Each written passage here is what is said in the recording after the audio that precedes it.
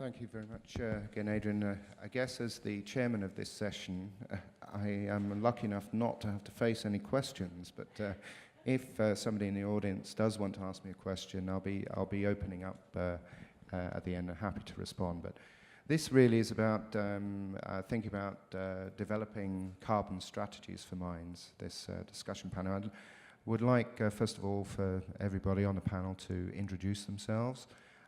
Perhaps you could just say who you are and give us a 2-sentence description of your experience and its relevance to the purpose of the session. Yeah, you're all looking at me, so I guess I'm first. Yeah, Christina Copeland from Tech. I think specific maybe to this panel, I think people probably have a sense of what I work on. But I think the perspective I'm bringing to the discussion today is as a company that has 7 operations in British Columbia and an operation in Alberta and 2 in Chile, all jurisdictions which have some form of carbon pricing or some form of GHG regulations that impact cost. I think Tech is coming from a position that has a lot of experience to speak to the impacts and how you manage those. And we're very grateful for you participating in the panel for that reason. Christina? Thank you. My name is Christina Copeland, and I work for CDP, formerly the Carbon Disclosure Project. We're an international nonprofit that focuses on essentially being an environmental reporting platform for companies. So every year on an annual basis, we seek disclosure on greenhouse gas emissions, water-related issues from companies on behalf of investors. All that information is then analyzed and fed back to investors through various data platforms that they use, such as the Bloomberg terminals and Google Finance. So I'll be speaking from sort of a broader perspective on globally what we're seeing corporations responding to, giving some data points there, and then also drilling down into what we're seeing from mines that are reporting to CDP. Thank you. Luke? Hi, everyone. Sorry, is this? Oh, there we go. Hi, everyone. So I work with Hatch Engineering. I'm part of the environmental services group and focus on carbon strategy and environmental performance metrics. So we definitely report or assist clients in reporting to the CDP and others in terms of compliance-based reporting, and then also developing strategies for addressing carbon in mining and the energy sector. Thanks, Luke. Dennis? Hi, Dennis Wilson. If you have a read through the booklet that you have there, I am not the Dennis Wilson that's described in that document at all.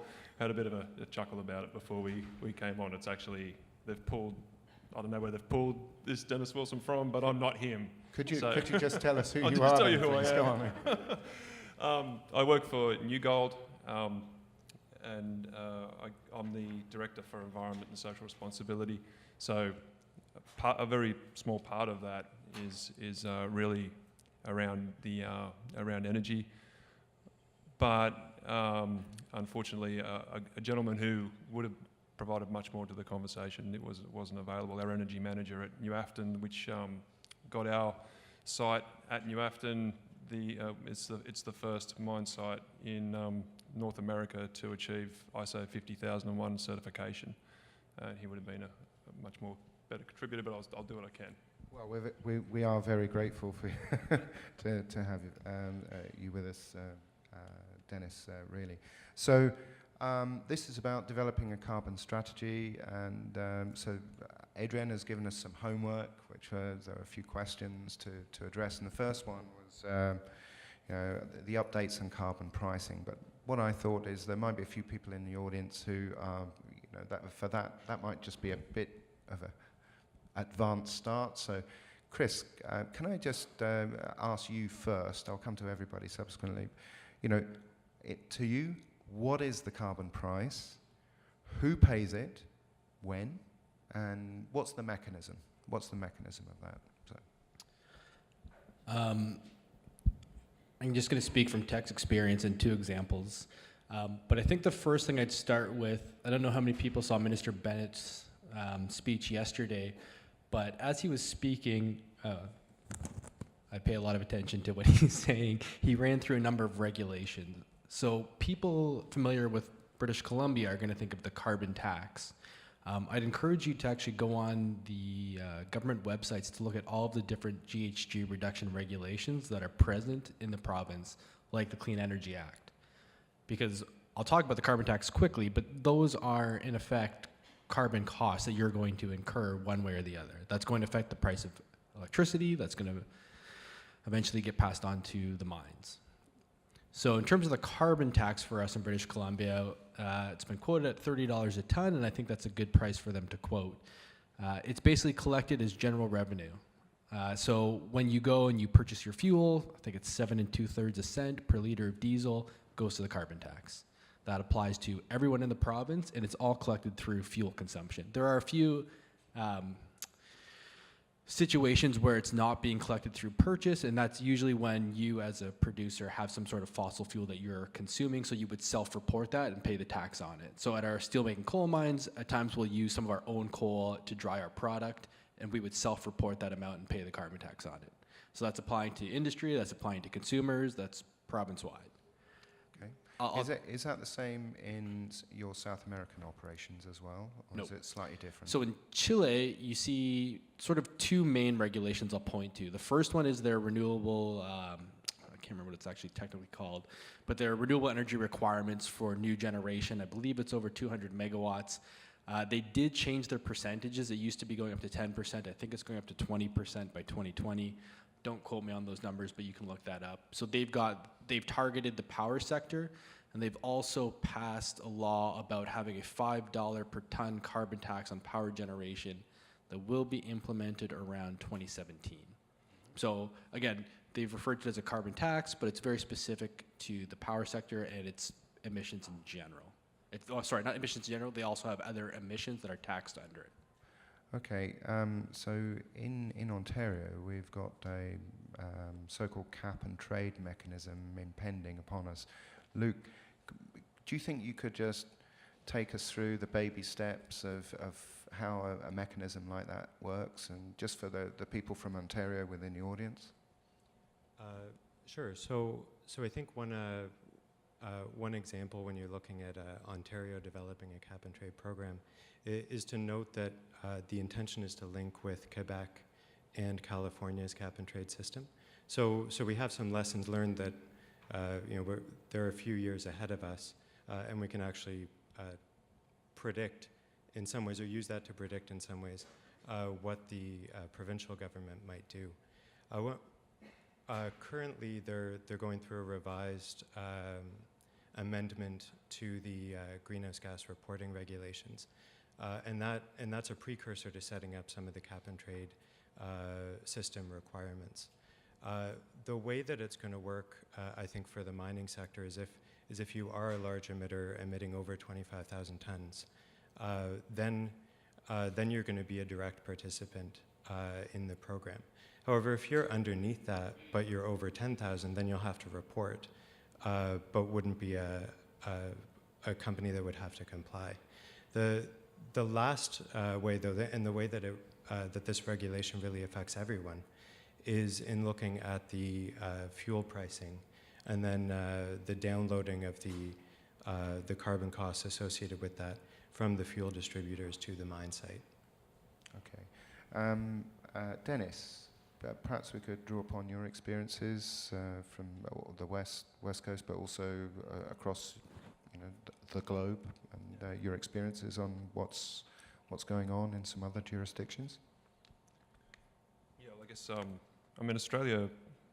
In Australia, they repealed their carbon tax at some point with a change of government.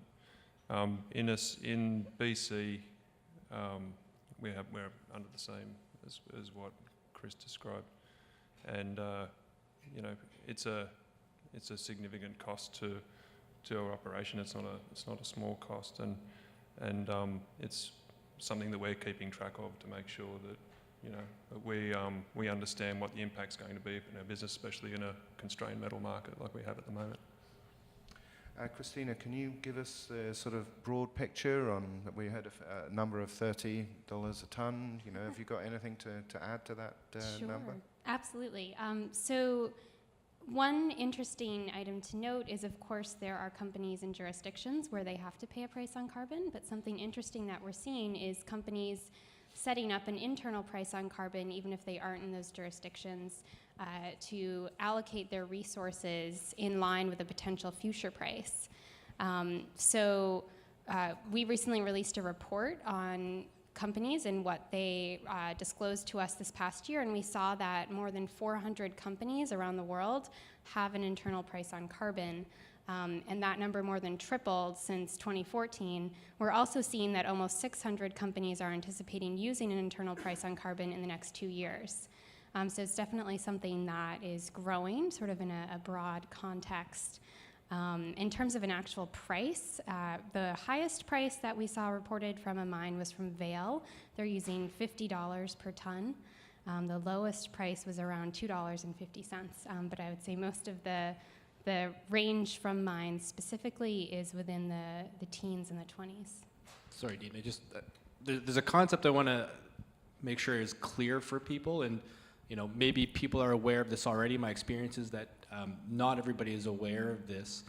It's really crucial to understand which regulatory tool is in place, a carbon tax, a cap and trade, or the intensity-based regulation in Alberta, what scope of emissions that regulation applies to, and what scope of that emissions is being taxed. So in BC, when they say $30 a ton, that is being applied to pretty much every combustion source. So if you kind of take a facility's emissions and you multiply it by 30, you get roughly the amount that they're paying.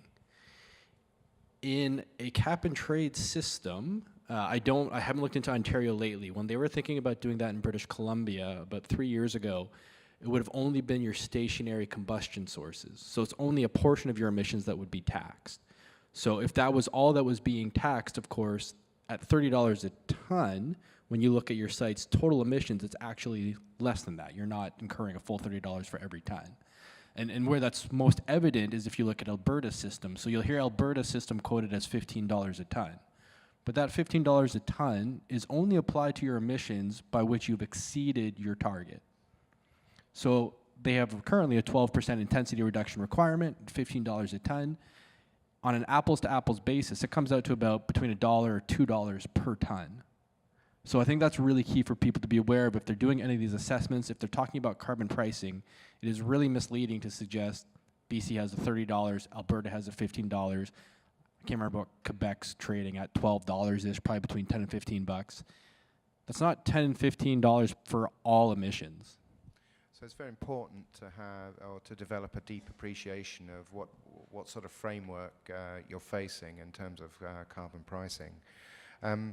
And especially, I imagine, when you're considering how to react to a new carbon policy. So, Dennis, can you give us some insight into how mines plan or react to the advent of a new policy being introduced?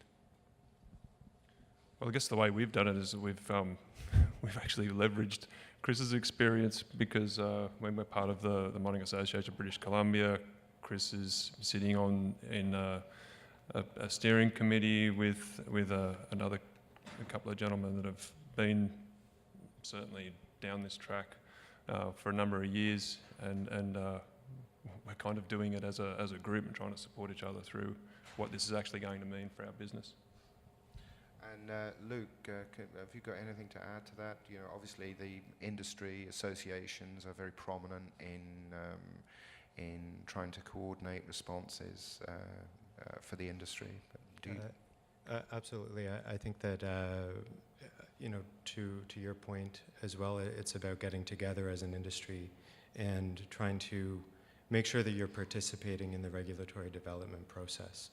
I think that there's a lot of questions around what's included or excluded from the system boundaries, which is very different than what we would normally do for an ISO 14064 carbon reporting, where you're taking more of a life cycle approach. For the regulatory purposes, it's a very different process, and it's important to understand how that's going to impact you. On the cap and trade system side, one of the things that Chris pointed to was that the price, the auction price, or the market price of carbon is not necessarily what you have to pay for every ton you emit. There's an allocation of free allowances that as one of the mechanisms that the government can do to help reduce the exposure of energy-intensive or trade-exposed industries, such as the mining industry. So I think understanding who gets allocations, how that allocation happens, is all very important. So you really have to get in early. That's what the mines start to plan for then, that you're saying their response is to start to plan along those lines. Yeah. Yes, and I think also just to add to that if a mine isn't a large emitter, that doesn't necessarily mean that they shouldn't be participating in this, because they are impacted by it. Chris, when you faced the new policy framework all those years ago, were you consulted? Were you part of the process? Yeah, I mean, I should flag, I am from Ontario originally, but I live in British Columbia now. I'm not just here to try and convert everybody to British Columbia politics, but they do have a strong engagement process. I will say we have been consulted quite well throughout all these developments. We were in actually quite intense consultations about 3 years ago when the province was thinking about going down the road of a cap and trade. And I'm going to use that as a segue to what Luke was saying, because I think it's really important. I guess first, from Tech's perspective, we are supportive of carbon pricing when it's done effectively. And for us, effectively means that all jurisdictions and all emitters need to be part of some form of pricing scheme. So if one jurisdiction like British Columbia is being taxed and our competitors are not, we're put at a competitive disadvantage. And this is one of the challenges with the carbon tax. All the money goes into the government's general revenues, and then they redistribute it as appropriate to be revenue neutral. But for us, just to give people some figures, and I've got a number in the back of my mind I'd like to find out one day, and I realized I should have asked Christina, because she might actually know. We can ask her in a moment if you like. Well, I don't want to put her on the spot. But Tech paid $50 million in carbon taxes last year. Since the inception of the carbon tax, at the end of 2014, we had paid over $220 million in carbon tax. If I sort of forecast what I think we've paid to date this year, we've paid over $250 million in carbon tax since about 2008. In British Columbia, I can think of one other company, I believe, that pays more carbon tax than we do. And I've been asked, and I've started to wonder, who in the world, as a company, pays more in carbon costs than us and this other company? I actually, I'm not suggesting that there isn't someone, but I don't know who it is. And it gives you an idea of how much we're paying. And I think the other reflection, like I said, is that just goes into the government's revenue. We're not seeing that come back to us. It's a revenue neutral policy from a governmental standpoint, but not from Tech standpoint. And so for those of you who've been following metallurgical coal for the last few years, the supply's gone up, the price has gone down, and mines have started to either shut down or operate at margins that are minuscule. And so we are currently in a position committed to greenhouse gas reductions. We're happy to support carbon pricing, but our colleagues or counterparts in Australia repealed their tax. And so now we have a different cost structure. And I'm not bringing this up to make people sympathize for Tech, but what I think is important about that point is if in British Columbia, where we have clean hydro and we're a fairly low carbon intensity operating entity, if we can't compete with the Australians and we start closing mines, that production doesn't just disappear, it just shifts to other jurisdictions. And so the real challenge for us is, or I think governments, is finding policy regimes that incentivize those reductions but recognize trade exposure, and that make sure that we are playing on an equal playing field with our competitors so that we're not just shipping emissions or jobs to other countries. I think, thank you for making that point. I think it's absolutely crucial point to make, Chris, to understand that. Just- And yeah. you've segued our way into one of the homework questions that came later, but that's fine. We'll Yeah, but go to Dennis just one now. point. I mean, Yeah. the reason the Australians repealed that tax was so they could remain competitive. So that's one of the points there. And then, Christina, I want to bring you in at this stage. Can you perhaps give us a just slightly broader picture of how you think mines are reacting to these policies being introduced? Absolutely. And just commenting a bit on the previous statements, I think as the world moves towards policies around carbon pricing, obviously the golden ticket is one price for the entire world, because then you wouldn't have that leakage.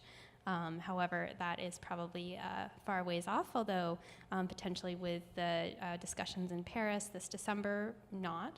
So it'll be interesting to see what the outcome of that is.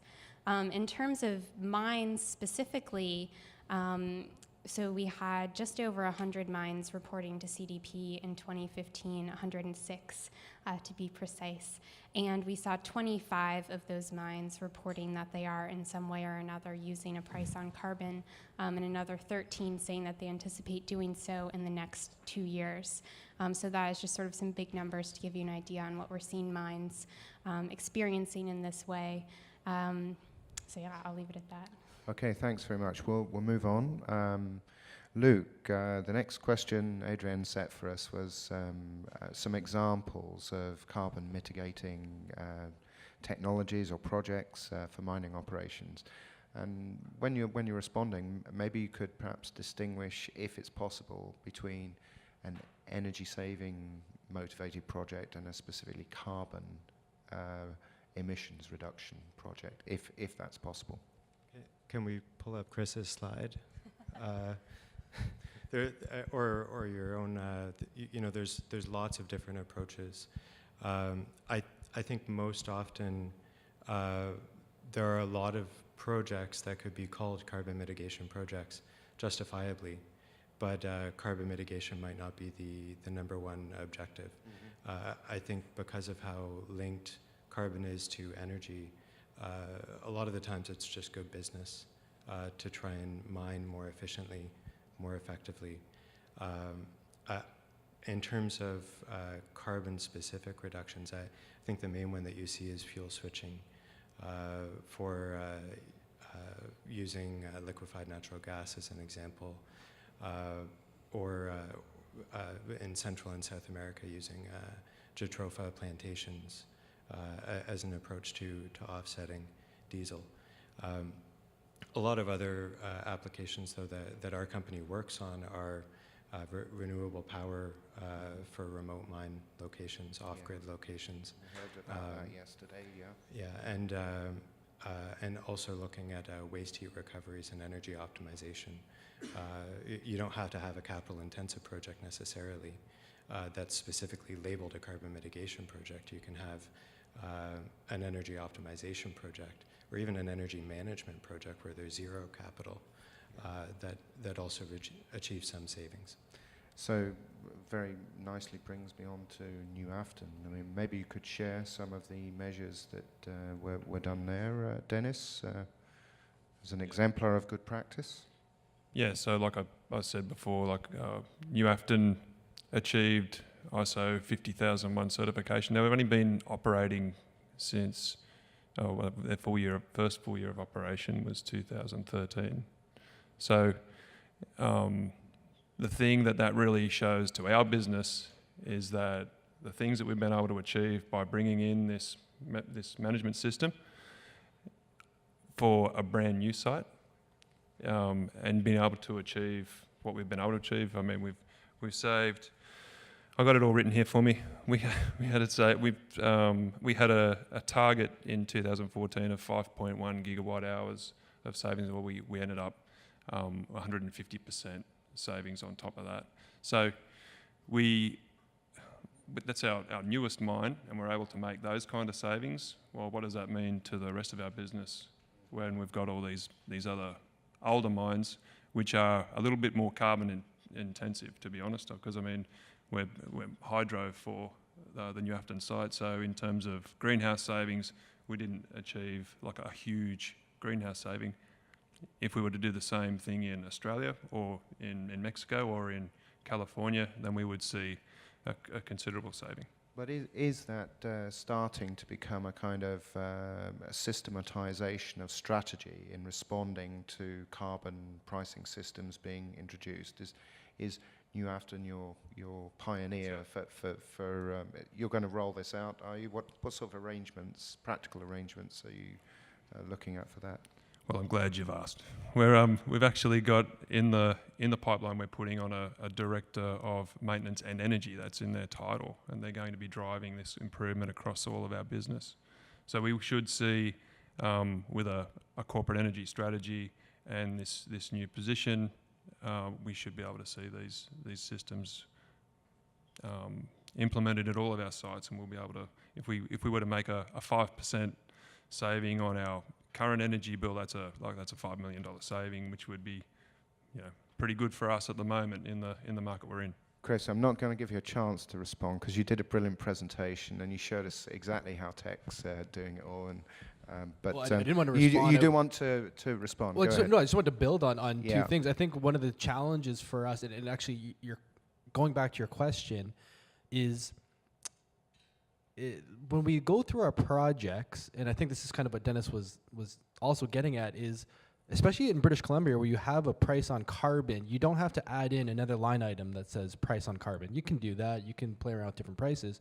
But because that's embedded in your cost of fuel, that's why the energy management system makes sense, or ISO 5001 makes sense, because you're managing both energy and carbon, because carbon's embedded in that cost already. It's a single cost for us instead of being like a cap and trade where you've got sort of a distinction between the two. But the other thing I wanted to point out is sort of what Luke was getting at, and because we get asked this question all the time being in British Columbia with a carbon price, where people want to know, give me an example where the carbon tax changed what you did, or where was the project you did that the carbon tax was the main thing that drove you.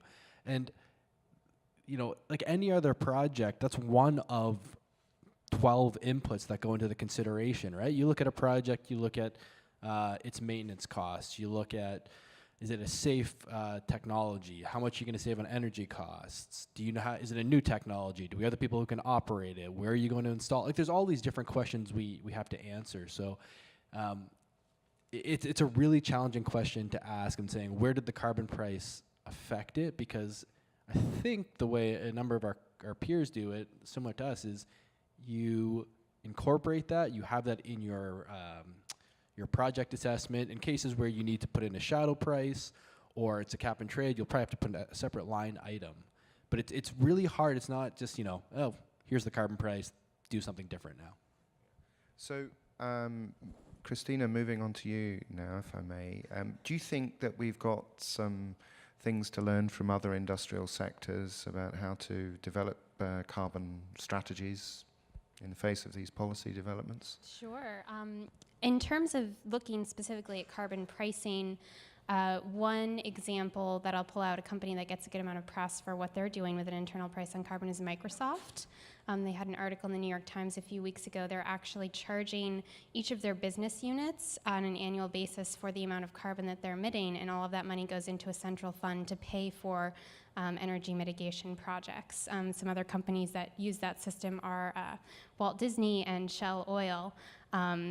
That is sort of a more advanced example. I'd also say the aviation industry is a group that is recently announced through their industry association. They're planning to halve their emissions by 2050, and a large part of how they intend to do that is by self-imposing a price on carbon to incentivize research, because currently there is not a clear path on how they are going to halve their emissions. So those are two quick examples. I was chatting with somebody yesterday who told me that Shell have an internal price for carbon of $100 a ton. What do you think that would do to a mining operation rather than an oil and gas operation? I think that there would definitely be a decrease in free cash flow that the mines would see. Yeah, maybe that's an obvious statement.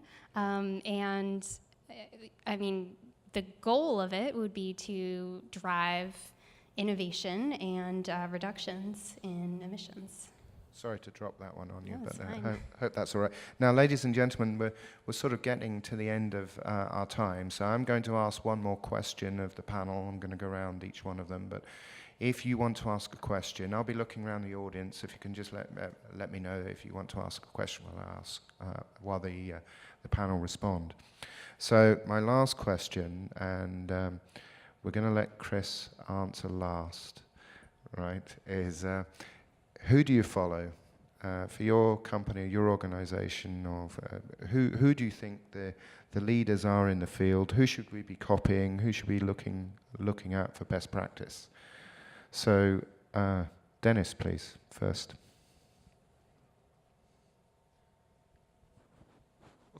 And I'm not actually just saying this because he's sitting over here, but we do tend to lean a little bit on, like, we observe what's going on at tech, and we have a head office, a presence in British Columbia. We have a head office there, and we work fairly well together. We are looking very much at what those guys do. Luke, could you tell us who you think are, or who you would aspire to be like? Yeah. I think this is a bit of an unfair question for a consultant. Rather, I think what maybe taking a different approach, I think that there's a variety of resources that are available for mining companies towards sustainable mining, as an example, and others that can be used as guidelines. ISO 50001 is great for energy. There's the 14001 for EMS, for environmental management systems. Lots that we can draw on in terms of resources. Otherwise, I think in terms of picking specific company examples, one of the things that I think is helpful is to look at a bottom-up strategy. I think if a company doesn't understand what their emissions are, where they come from both direct and upstream and downstream sources, where they're exposed, I think implementing, even if it's a fictitious price on carbon in order to stimulate decision-making around carbon, I think is a really good strategy. You're going to have to do it eventually anyway. And then my last comment with this is looking at a long-term scenario. I think that there's Chris's slide that showed 2030 as what your goal for energy reduction is and carbon reduction by that point, I think is really telling that there's a lot that you can do now to start to get on the pathway, but there's a lot more to come. So I think a lot of, both from the regulatory side and from the private sector side, it's getting prepared, it's getting moving, it's understanding how to integrate that into business decisions that's important right now. Thank you, Luke. Christina, you're a kind of consultant as well. Is there somebody that you follow? Who are your leaders? Well, I have my internal list, I would say, but for the purposes of this, I would, in general, say probably one of the most important things to look at is having ambitious targets. Obviously, tech has very robust targets. In terms of a few other companies that I pulled out having very ambitious targets, Goldcore, Newmont Mining are a few examples. But I would say in general, one of the best resources to answer that question would be to take a look at CDP's Global Carbon Report that will come out November 4th. All of the responses are scored by a third party, and you can take a look at what mining companies are reporting in that report. Well, I hope you get hold of the distribution list for the conference so you can send everybody a link to that report. Chris, you've done this fantastic job with tech at putting together this portfolio and so on, but who inspired you? There's two areas I'll point to. The first is being a member of ICMM, which is the International Council on Mining and Metals. And it means you get to sit down with all the other big companies, the BHPs, Glencores, Vale, whoever. And, even I think of Liesel's presentation from yesterday. I mean, we're looking at wind at Red Dog, and you look at Diavik first, right? I mean, you pick and choose the companies where they've done good projects, and that's a great example of a good project. The other area I just want to mention very quickly, I know that this, people may not think of this as being in the mining bucket, but we do have interests in a couple of oil sands assets, and those would be mining oil sands operations. And so we are a member of the Canadian Oil Sands Innovation Alliance, COSIA, And it is a very unique group, I will say, being Tech's representative on the GHG side, sitting down with the Suncors and the Totals and the oil sands companies, and sitting down and saying, okay, how can we collectively invest in technologies that will reduce greenhouse gas emissions? It's a very unique situation where you have various agreements in place to protect competitiveness, but you get to be really innovative. So I think that's, I mean, not to be pro-COSIA for a moment, but it's unique. I think that's where I'd point to as well. Again, it's you know, concerting with other industry organizations and, you know, Mining Association of Canada and so on. So thank you very much. Sir, holding the red box, please go ahead.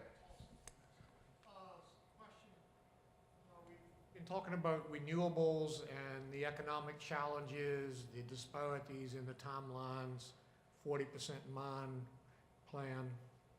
What is the magnitude of the carbon tax that's required to truly change behaviors and drive renewables, making them more competitive? Thank you very much. So what price of carbon will introduce a structural change? Luke, I'm going to turn to you first on that one. Sure. I don't have a quantitative answer for you. I think that would be nice to have for sure. But I think any price on carbon provides an incremental change.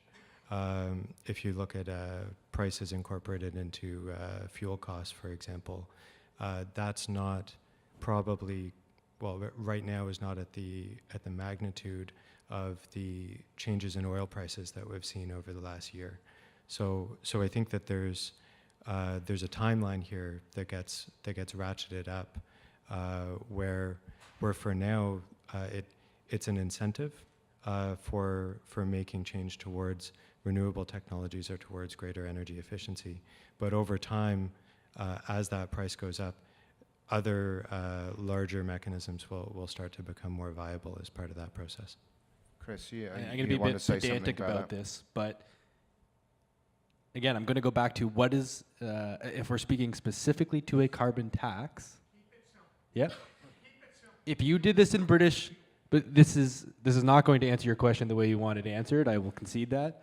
But if you apply $100 per ton price on the carbon tax in British Columbia, because that price is not applied to the utility sector, that's what the Clean Energy Act is managing, what you will effectively do is shut down the mines, and so you won't even have this conversation. You won't have a mine and alternative energy situation because we'll have paid so much in carbon tax, we won't be able to compete. So do you think there's a figure that's too low then, that really doesn't matter at all? It's insignificant at the other end of the scale? It depends on who you are competing against, what their cost structures are, what the commodity price is. I know it's a bit of a watered down answer, but you need to know all those moving parts to be able to pick the price, right? If Australia is getting taxed right now, if the coal price is higher, I'm going to stop short of picking a number, but you could change the carbon price at that point. Dennis, do you want to comment on this at all? I agree with Chris. As long as it's an even playing field. I mean, carbon tax is not a bad thing. We're not opposed to a carbon tax. It's something that if it's going to be used as a competitive advantage or a disadvantage, then that's what we're against as well. Christina, I'm going to give you the last word. Sure. So make them some good ones, please. Okay, I don't have an answer either. I'll preface with that, but I will say that a resource to look at is Carbon Pricing Pathways work. It was recently released. It's essentially a toolkit to talk about these issues and the appropriate price on carbon, and that's a report and a toolkit that CDP released with a coalition of other environmental nonprofits recently. So feel free to find me afterwards if you want more information. So, ladies and gentlemen, you can see that Adrienne has lurked up onto the stage, which we know from the past couple of days. That means that our session has now come to a close. I'm sure there's some more questions that people want to ask either myself or members of the panel, and there will be an opportunity to do that at the end of the session. Right? Thanks a lot, Dean. So Let's thank give you a very round of much to our applause. panel. Thank you.